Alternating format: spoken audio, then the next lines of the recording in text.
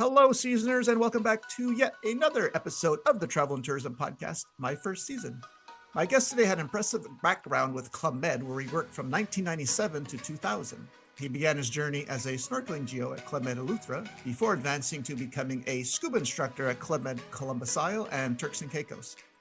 A California native, he holds a degree in criminal justice from California State University, Sacramento, and a master's degree in safety, security, and emergency management from Eastern Kentucky University. Now calling Kentucky home, please join me in giving a very warm welcome to Troy Binetsch. Hey, Troy, how are you, sir? Hey, Greg, thanks for the nice intro.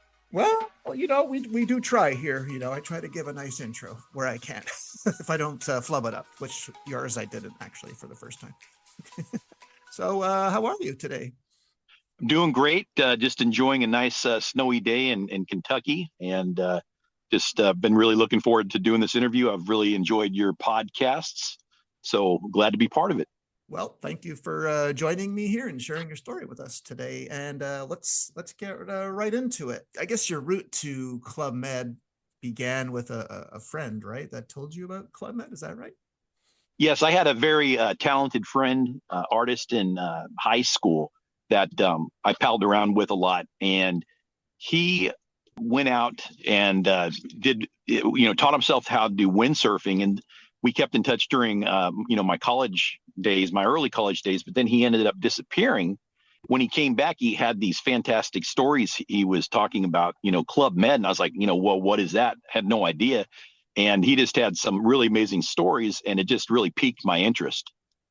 Well, what piques my interest is your, criminal justice degree. Did you leave, or I guess you finished your degree, then you go to Club Med? Is that how it worked, or were you finishing up at the same time? So there was actually some time. I wasn't the youngest geo to go to Club Med by any means, because I'd finished my degree and I didn't use it immediately. And so I actually ended up working at my dad's insurance agency for a number of years in between before I went to Club Med. So, yeah, I was kind of a late bloomer for Club Med. What led you to pursue a degree in criminal justice? So I started off in engineering, and I didn't make the cut. I had a hard time with calculus. And so in some of my elective classes, I had a criminal justice class. It was really fun and interesting. And I just kind of went with that. In my head, I thought, hey, I can go into the FBI or CIA, do something covert, something that you see on the movies. But the reality is that's not something that really happens unless you've got like a military background or accounting. It's really kind of a crazy story about how you get into the FBI and CIA. So, well, I work presently at Concordia University in Montreal in engineering, so I could tell you you're not alone in struggling with calculus. Let me tell you. Yes. Okay, it's not easy. All right. Now, do you have like an in-person interview, or is it on the phone back then? How did you figure out where to send your application? Did your friend help you with that? Yes, absolutely. They really helped. It was James and Holly. They helped me with my putting my resume together, kind of telling me the kinds of things that they were looking for, how to stand out a little bit. And after some work and probably some maybe calls from them, I ended up getting an in-person interview, and I believe it was in LA. And since I was in California, that was the most logical one to go to instead of New York or Florida. Did you have a big group there, or was it just you? No, there was definitely quite a few people. And I remember, I even remembered seeing somebody in Eleuthera that was there, but I couldn't tell you off the top of my head what their name was too. So did they make you go on stage and tell jokes or do crazy signs? They not crazy signs. They didn't do any of that. They just, asked some questions, how I would respond in a certain situation. They're asking things about snorkeling and whatnot. And if I'd ever been involved in a rescue. And of course, on your way up into the dive master certification, you do a lot of rescue diving stuff. So I think I had pretty good answers for them. All right. Now, did you tell them what you wanted to do? Because your first season was, snorkeling. So did you tell them, or is that where they needed you at that time? So I definitely don't think I told them what I wanted to do. I think I maybe had said, I'd like to become a scuba dive instructor eventually, but I haven't got that certification yet. I didn't immediately, get the position, right from the interview. It was some months later. yeah, they ended up calling me back for snorkeling, which was, fortuitous because I'm not 100% sure if I could have pulled off much else, maybe worked in the kid club or something like that. But I know a lot of people get their start that way. Did you swim in high school? Were you on the swim team? Swim team, 4 years, water polo for 2. And yes, and so I was pretty strong swimmer. Let me ask you, because I met a guy who was on the Pepperdine water polo team. He said the water polo players swim more than the actual swim team. Is that true? Oh, it's crazy. I mean, the amount of time that you're in the water, treading water, swimming, it's literally insane. And so it really is. You really are at the top, physical peak when you're playing that game. And yeah, the Pepperdine people those were, the top of the world type of water polo players. So I get that. That's right. All right. So you get sent to Lucky You, Eleuthera, beautiful village of Eleuthera, 97. Around what month did you arrive? I believe it was April, actually. Okay. So you get there for spring. You got Kenton Smith as your chief of village. So tell me what you remember about your first season arriving and all that. Gosh, getting into the airport, there was a little bit of, I was a little bit worried because they asked me for my work visa, which I didn't have, and of course I got saved by the traffic geo, Catherine. She came up, of course, the customs people knew her, so she got me, to the club safely. Arrival. There was, several people out there. It wasn't a big arrival by any means. It might have been me and maybe another couple of people is all. I met some of the water ski team guys, Bama, Pierre. I believe John Kiss was out there. It was something else. Of course, I wasn't used to humidity growing up in California, so that was the first thing that I felt when I got into Eleuthera. All right. Now, were you running around like not sure where to go, like a classic first season Geo, or were you? Well, yeah, I definitely was lost, but luckily my roommate Pierre kind of helped get me lined out. The couple of guys, Oliver and Joey, ended up taking my luggage to the room where I was supposed to go to. Pierre just took me through the village, kind of gave me a real quick overview. I got unpacked, and then when I came back, Jeff Simpson, the current snorkeling picnic geo, he got me and kind of showed me around some more before dinner. Okay, so you did have someone showing you the snorkeling area and the trips and I assume that with like most villages, Eleuthera had a picnic, right? Yes, they did. And so he did show me the snorkeling shack on the beach side, but as a snorkeling geo, the boat was on the marina side, which was actually a little ride in a shuttle to the marina side. And so, yes. And the picnic was a whole different experience. That was, I was pretty comfortable with teaching snorkeling, but the picnic, when Jeff was talking about that, I was a little bit nervous about that. Well, yeah, because once you're on your own, you're the guy. You've got to animate, I don't know, whatever 100 or more people that you have, and keep that vibe going for like 2 hours, right? Yeah, absolutely. It was really an experience, and getting into my groove. It took a little while. Watching Jeff do it, he was a professional. He kept the crowd enthralled and engaged and everything, and I was like, oh man, I sure hope I can pull that off. And it really is something that if you're an extroverted person, definitely helps. I wasn't necessarily a big extrovert when I went, but it's something that you worked into over time. At what point do you meet Kenton? It was fairly early on. Somebody pointed him out. I think obviously the first day that I got there, and went and watched the show. I didn't have to do much at the time, but the crazy signs came up, and he's very animated. I remember distinctly him teaching the crowd because it was a new group at that time. It was a Monday when I got there, or no, I think it was a Sunday. My bad. It was, new group. And so he taught everybody how to do hands up, and he had a whole lot of clever, devices to remember the different moves. And he taught it real slow. And yeah, it was great. But I was like, how am I going to remember all this? And of course, repetition helps. So as you know, we probably all became professionals at crazy signs over the years. Yeah. Say that again. So you arrive, it's your first week, you're pale, you get thrown into, I assume it was a pool game where you got a swim race. Kenton Smith, for those who don't know, is a pretty good athlete, very good athlete. Rarely, if ever, lost a swim race. But he did something unusual. Like, can you tell us how he set up this race? So, they asked for volunteers, and I don't remember why, but I did volunteer. And of course, I'm sitting there in my goofy, swim trunks, and Kenton walks up, and he's in, just of course ripped and tan and ready to go in a Speedo.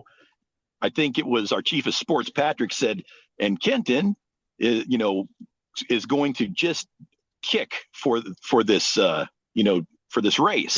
Excuse me, Troy. Excuse me, Troy. Let me ask, because I've never actually physically seen this. So I know he's not using his arms. So were his arms at his side, or was he holding them out like Superman? How did he out in front of him? It was like he was like doing a butterfly kick in the water. And the reason why I know that is because I looked over, I go, this guy's keeping up with me and I'm going all out, So everyone else is allowed to freestyle, but he said, I'm just using my leg. I've never seen anyone do that before. So that's why I have a hard time picturing. Okay. But I got it now in my head. So what happens? So, I mean, it was, a good start for both of us. He gets, and I've seen this, of course, because I was in swim team where, people could dive in and kick for, half length of the Olympic pool. And that's basically what he did. And it was just amazing. And I didn't, breathe during the race because I believe it was only one lap. And I look over, once to the right. That's when, I saw him and he was still keeping up. And I'm like, there's just no possible way. So I redoubled my efforts and I did beat him, but it was only by like maybe a half an arm's length or something like that. So I came up and I thought, hey, all right, great. After that, the chief of sports is like, oh my gosh, Troy wins and something like that. And he, later on the Geos are saying, oh, Troy, you're in so much trouble. You beat Kent. And I was like, what do you mean? And it was a little bit worrisome. So I wasn't sure if I got on the bad side right away. He's all cool. I mean, I think, and we talked about this before, if Kenton had used, his arms and legs, he would have got you, right? Probably. I think so. I think, he was a beast. So I have, no doubt he would have beat me. All right. So what else happens here in Eleuthera? You guys go out to Ronnie's, I guess. That was the local bar, right? And oh yeah, like when we would get time, since it was a mini club, it kind of shut down, and we would get time, to hang out in rooms, and every once in a while people would say, hey, let's go into town, and sometimes go to the store or to a local bar. Ronnie's was the name of the bar, and it was just a really interesting vibe, good music, all the Geos out there dancing, so with the locals and whatnot, and just a lot of fun. So all right, now you guys do you said something about a unique snorkel trip geo photo. Is this where you plan to have your every season each chief of village plans a photo? Does it have something to do with that? Well, the story behind that was we were planning that for the day before I went down to do the snorkeling trip, and of course that was great. Everybody's there; it's a real iconic moment. With all the Geos, and you do like the one in a certain outfit, and then you do a crazy one in the Perios and whatnot. So it's just a lot of fun. The thing is after the scuba photo, I went to do the snorkeling trip, and the regular snorkeling boat was not available. It was having an overhaul done. Somehow they had gotten in touch with a local to do to bring a different boat, but it was like a super speed boat. It had like, I think it had like 6 outboard engines on it. And, the crew was, there's just a couple of guys, obviously, and there's only 3 of us for some reason that day.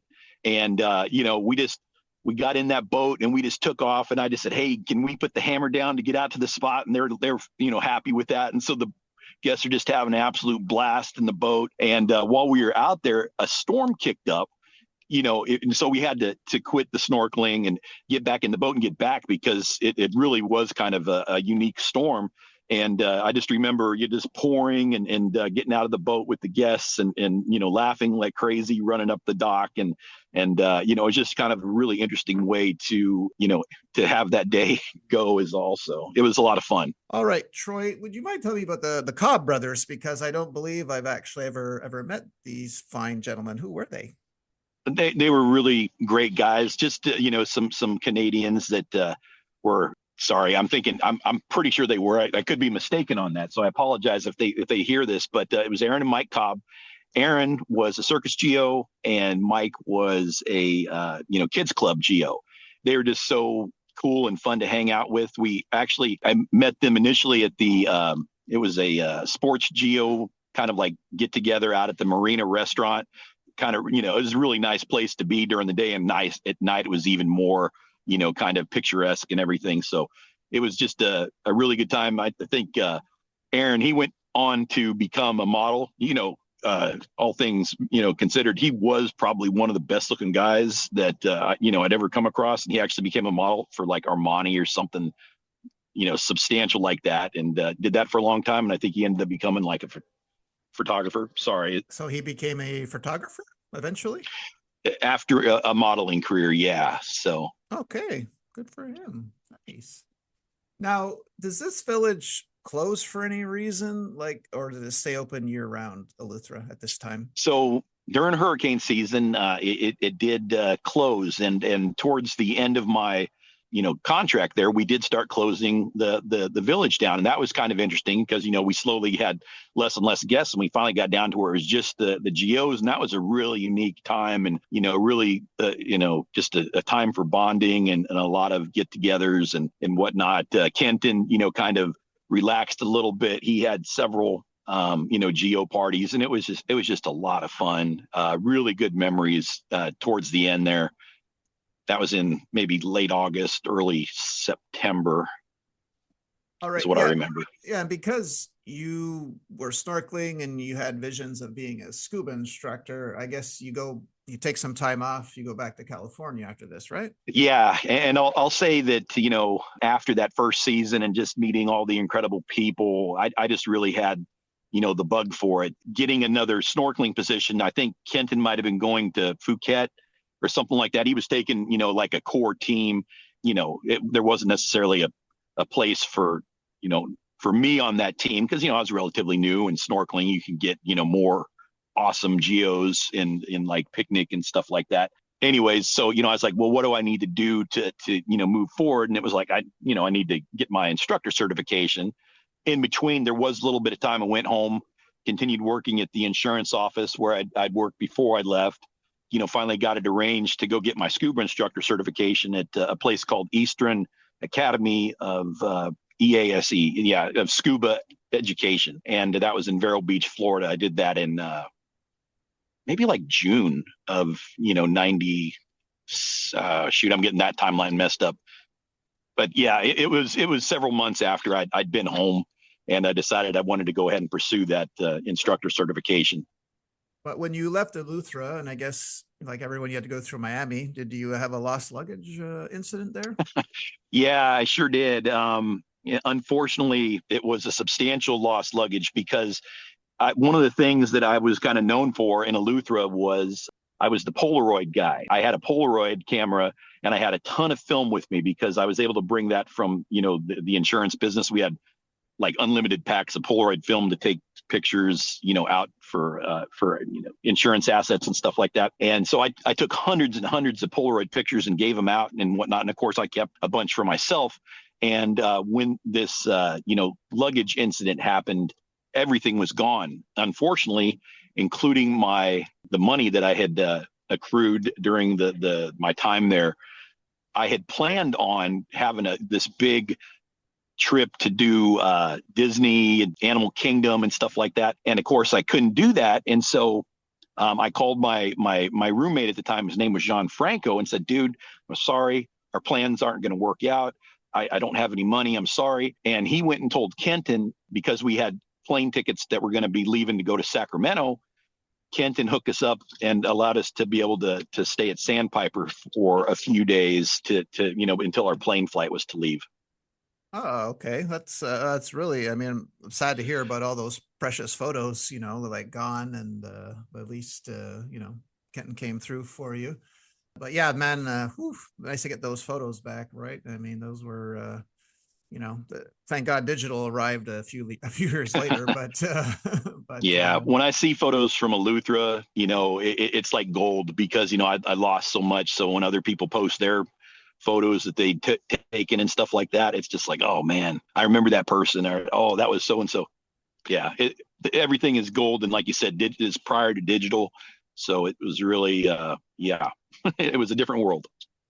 All right, so you get your instructors. This is where our paths cross because you get sent to Columbus Isle. I was there for my second time for 97, 98. Chief of Village Xavier Combe, and your Chief of Scuba, Jean-Paul Morales. So what did you think of Columbus after Eleuthera? I guess the geo rooms were nicer in Columbus, I'm guessing, with the TVs oh my goodness, and the telephones. Yeah. So you had your own room in Columbus, which was great. Eleuthera was you always a shared room, and there was a lot of room moving around. So yeah, having a pretty good sized room with a telephone and a shared bathroom, it was great. I really enjoyed that village.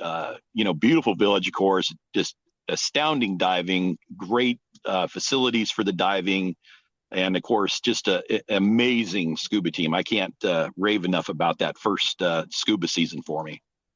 Yeah, you also had Johnny Scuba there at one point, right? I believe because he. Yeah. Oh my gosh, what a character! And my first season with him too, as well. So. You had one of the classic because even my first season when I was scuba gestion, I remember the night dive, and for some reason a swarm of jellyfish showed up. So you had kind of a similar thing happen to you, right, on a night dive? It was actually my first night dive, and I was not prepared for this at all. Excuse me, Troy. First night dive of all time, like first time. Oh no, I'm sorry. I shouldn't say first night dive in Columbus for me. Okay, got it. Where I was diving, and it was the dive itself was great. We were coming back to the boat, and of course they have the underwater light on to help everybody try to find their way back. I started seeing jellyfish, and we get up to the bar, and I'm sitting there, and all of a sudden I get a little and I'm like, what the heck? These jellyfish started kind of swarming by the light, and it was everything we could do just to try to get our hold time, decompression time at the bar to get out of there, because everybody was getting little stings and whatnot. So that was something that I had never experienced before, and of course I learned a lot from that. So well, I guess you had the wetsuits on too, right? Yeah, I mean, but it was like a shorty. I mean, the water was beautiful temperature, and of course I came up diving in cold water. So, I was like, oh gosh, 72 degrees. This is great. So. Yeah, no, it doesn't, depending on what jellyfish gets you, it's not pleasant. I got it in Martinique with just, bathing suit on. So scorpion sting and jellyfish are, my two worst. You don't want to get stung by jellyfish at all. It's not pleasant. And learned lots of tricks about how to try to avoid that after that. So. Yeah. So what do you think of your scuba team? What do you think of John Paul? Pretty funny, huh? John Paul was absolutely a character. Trying to emulate him during the line dance, the Lulu, that was a high energy, crazy sign. And it was just fun watching him in shows because he was in so many. And of course he was a great leader in, for the scuba team, and just fun.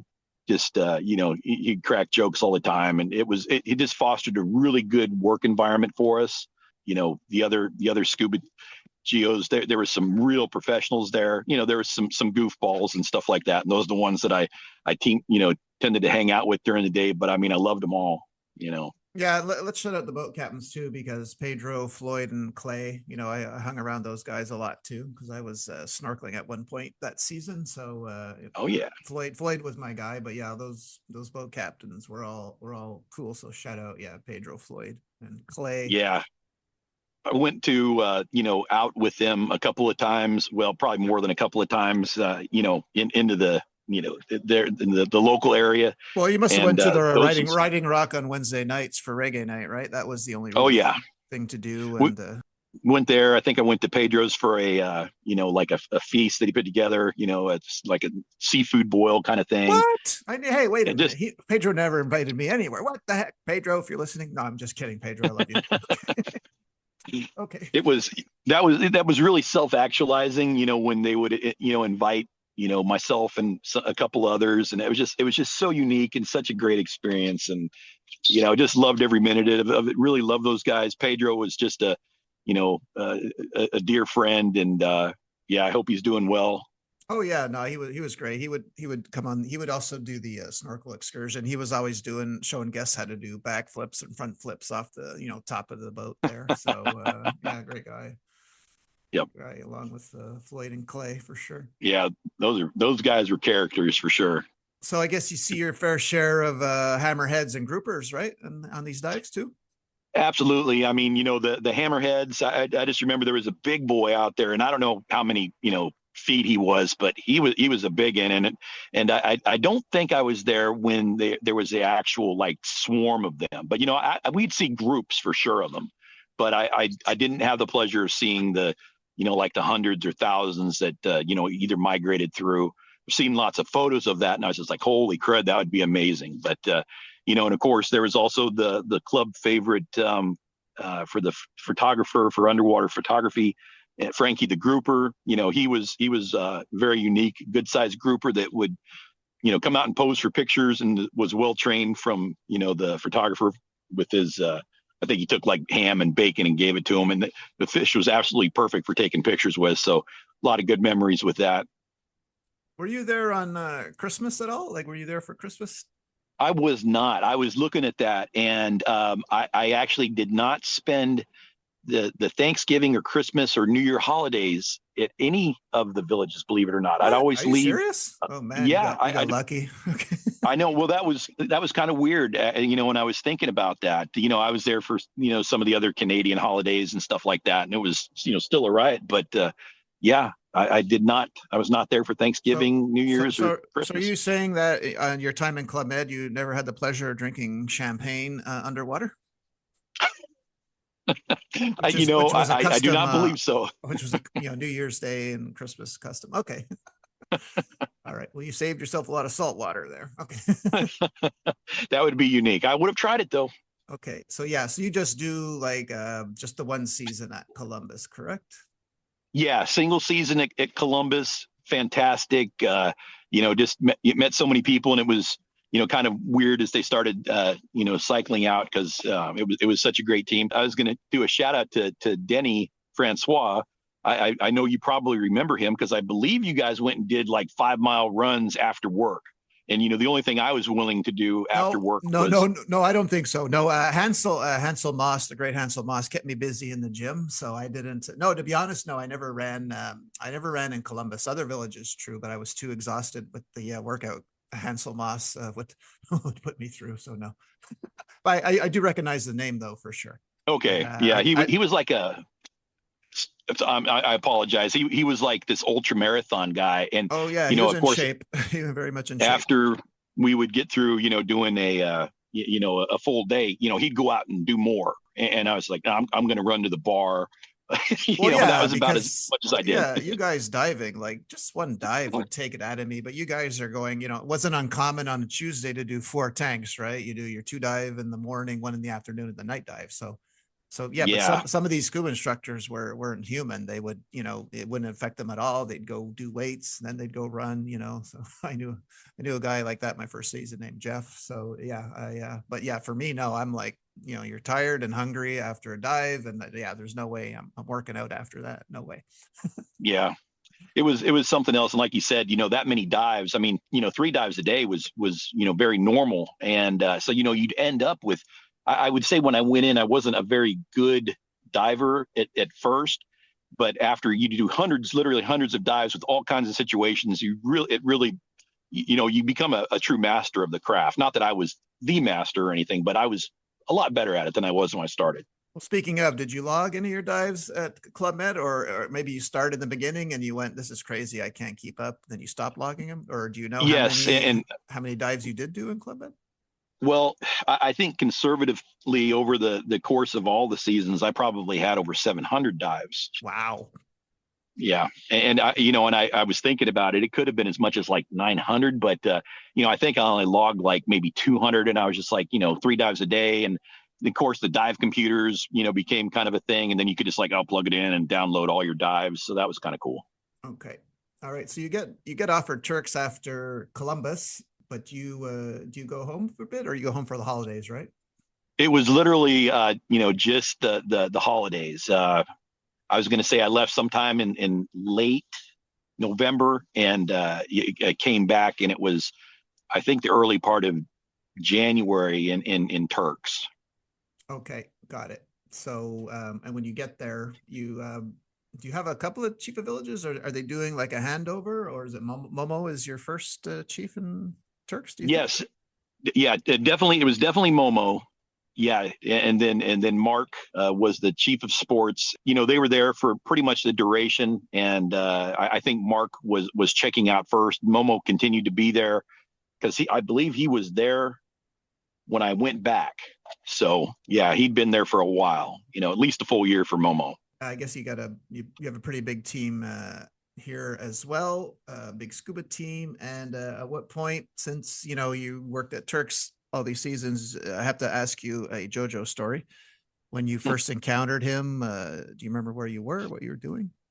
I think the first time I actually saw him, was from the actual boat. He was following the scuba boat, but I'd heard different instructors talk about how they'd seen him while they were doing their dives in the water just off the beach and whatnot. And that actually happened to me more than a couple of times with JoJo. He would come in, and they talk about how he's attracted to long hair, and I was a long hair for quite a number of years. And I was going to say that the movies lie, your hair doesn't flow around like it does in Aquaman and stuff like that. Yeah, that's right. It becomes a tangled, horrible mess. Yeah. Big old bird's nest on your head is what it was. So I spent more time trying to comb out that. And anyways, but so I had long hair, but he was also attracted to women. So he could figure out. Of course, they're extremely smart, but he'd come up and check us out, and he'd see me, then be like, no, that's a dude, and then he'd move on to the ladies. So yeah. Oh yeah, he'd like to. You're doing your mass clearing, like you're kneeling on the sand, and he would like to actually push the tanks of the people, and of course you're not allowed to touch him, or especially put your hand over the blowhole, but invariably that would happen. But yeah, he would knock windsurfers off their boards. So I got to swim with him for 6 months. So it's quite unique seeing a dolphin not in captivity, like in the wild. And probably one of your good memories that you have from your time there, right? Yeah, absolutely. And the fact that, I'm listening to you and people that have been there more recently say that he's still around. And, I know he was obviously there before me, and I'm like, that's an old dolphin. Right. So Yeah. yeah, something else, man. Just keeps him going. He loves the interaction with people. So. Yeah, so I guess you spent a lot of time, these seasons, like, because you were there roughly from like 98, 99, 2000. So you're doing a lot of resort courses, you're doing the open water classes. A literal ton of them. I mean, scuba was very busy, and so every single week you'd have a couple of resort courses. And I can't remember, I just remember that I got to the point where I could apply for my master scuba dive instructor certification, and that was after you did, I forget what the number is, and I could probably ask like Padre, because I think he's got it. And so yeah, did a lot of open water courses too. I'd say at least one a month.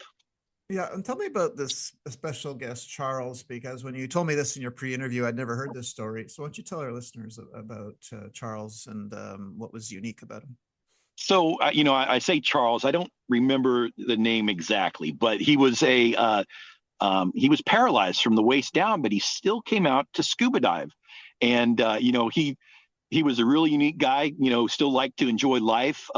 What he would do is, we would get him on the boat. We'd help him and whatnot.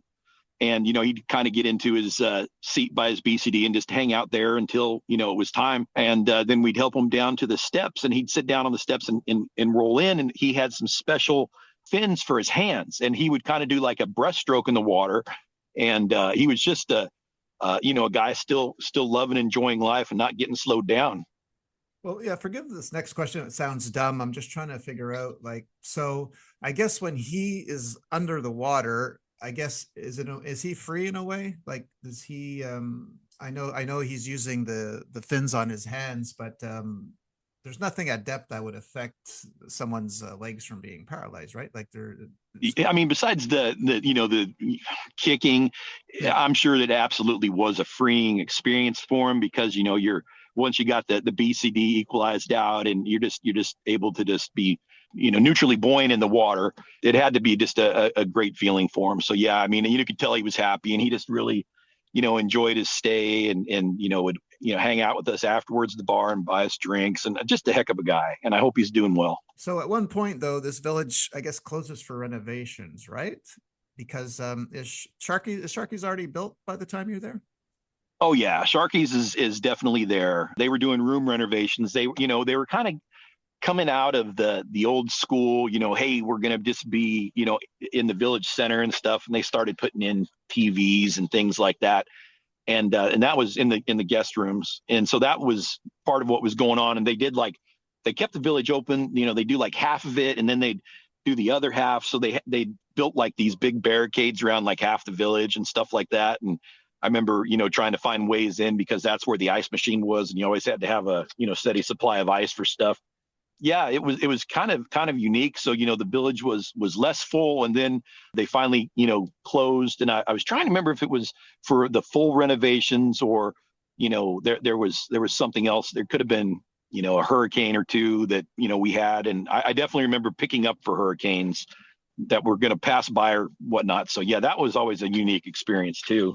The village is renovated. I guess you go home. Yeah, it was like it was in between seasons. It was relatively quick because I did keep kind of a journal, and it was pretty fast. It was only like a 5-day turnaround between when I left and I came back, and Momo was still there, but then there was a handoff, and I believe it was JJ because Mark, the chief of sports, left as well, and JJ was in, and of course I remember JJ. He'd come into either Eleuthera and Columbus briefly, and so I'd already had met him before, and I got along really good with JJ. Yeah, I'm glad that you said that. Me too. My first season I spent with JJ. So shout out JJ if you're listening. Miss you, bud. Miss you a lot. He's a good guy for sure. I wonder if we still look alike. All right, so now you got a couple of new people on the team. What's this team 151 here? Now So 151, if I recall, was it a rum? it was Bacardi, and Bacardi, that's right. Had some unofficial dive boat rules that we would try to in order to keep people from having accidents on the boat. And one of those things was to, make sure that their tank in BCD was bungeed so it didn't fall over. And so we, the rule is if you forget to bungee your tank and it falls over, you owe us a drink. And so, we rarely ever had to buy drinks at the bar, and not just because of that, but because they really enjoyed the whole experience. But some people would buy us a bottle from the local liquor store, and of course they'd stock their own stuff with that too, and they'd give us their leftovers when they left. And so our group quickly figured out that it was more economical to buy the bottle of 151 than a regular bottle of rum because it was the same price and you could just water your drinks down. But we didn't really water them down that much. So all right, you do your foam parties. So now you do have Hurricane Floyd coming, right? So the village has to close for a week. Do you guys stay there, or they send you to another club? So, I remember that Floyd was coming. We picked everything up. We couldn't get out. And I remember some of the scuba people did get out because they had planned on like a little, mini vacation. But I was stuck there. And, we were all kind of like confined to our rooms. And it was really interesting because, like the kitchen guys, they kept on, preparing meals and stuff for us, which was fantastic because it was pretty scary out there. We didn't get hit head on by any means, but it took like another 4 or 5 days, and that was basically like the end of the season as well. And so that was another transition period where I went and I came back again. So that's right. You come back and then it's Jean-Marc Desi is your chief of village, and then LP, your chief of sports. So tell me, at what point did you realize LP could memorize 100 names like it was nothing? Because this is what Oh my he's gosh. Yeah, very, that, I'm very good talent that he's known for. So what do you think of that that? was amazing. Yeah, I'm glad you mentioned that because I do remember that. That was something else. I mean, he was very surprising, and of course, just a good humored guy, and really just a fantastic pick, and put up with us a lot too. So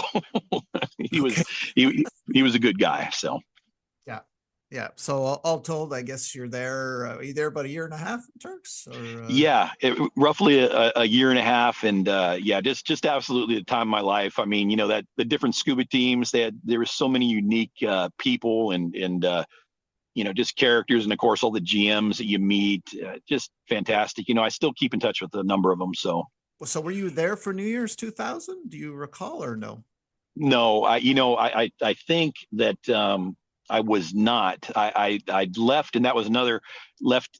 Briefly for those holidays. Came back in enough time for some other holiday celebrated someplace else, and Okay. I just remember Carnival and celebration later on in the year, and then just Yeah, and nuts. So when you left Club Ed, you went to work at a Pacific Island club, right? So yeah, so that was out in the Guam, and totally different situation, different company, and everything. But it kind of had that same feel because I still really enjoyed Club Med, and yeah, I was still looking for that. Thought about trying to work the cruise ships and whatnot, but part of me also started having that misgivings about being gone from home for so long. I had, a great family, and, they're all really supportive and everything, but it's like, man, I could see myself being gone for like 10 years and coming home, and everybody's old and whatnot. And so, it really started to get to me. And, so, yeah, I ended up, cutting off my Club Med and Club Mate career, out of, just the thought of, hey, I'm going to miss seeing my family. So it was, bittersweet in a way. was it true that because a similar thing happened to me when you were in Australia? Did you run into a Geo from Columbus? Is that true? Oh yes. Oh, you Yeah. might remember Eric from the scuba team, and he was just an absolute nut. And so when I was had a chance to take a little vacation, went down to Australia, which was an amazing trip. And by the way, you think that you're pretty good at partying coming out of Club Med, and we probably were in the top couple percent. Australians will put you in the ground if you try to Yeah. keep up with them. Well, where did you wind up bumping into Eric?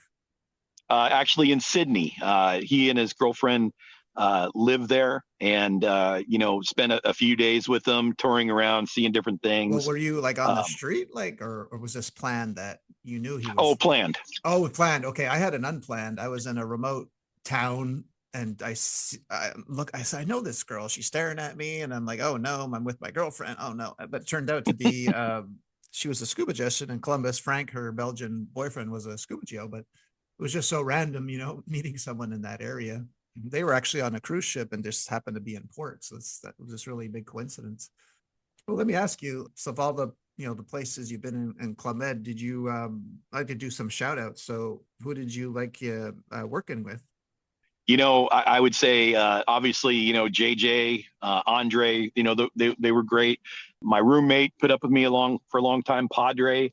Big shout out to him. I know you've already had him on. Loved working with Gooch. That guy he just always had me laughing. Gooch. Oh my gosh, yeah, Yeah. he's such a character. Just goodness, I'm talking about Turks, but down in Columbus, we had Jan, I had Philippe, Eric, of course, Frank and Ennis, who by the way are married and have a beautiful daughter. You might remember them. Then from Eleuthera, the guy who really kind of kept an eye out for me and helped me out was Raphael, who I know you've had on as well. My buddy James had done some introductions and said, hey, keep an eye out for this guy. He's kind of shy and a little bit awkward, so try to help him out. And Raphael really did.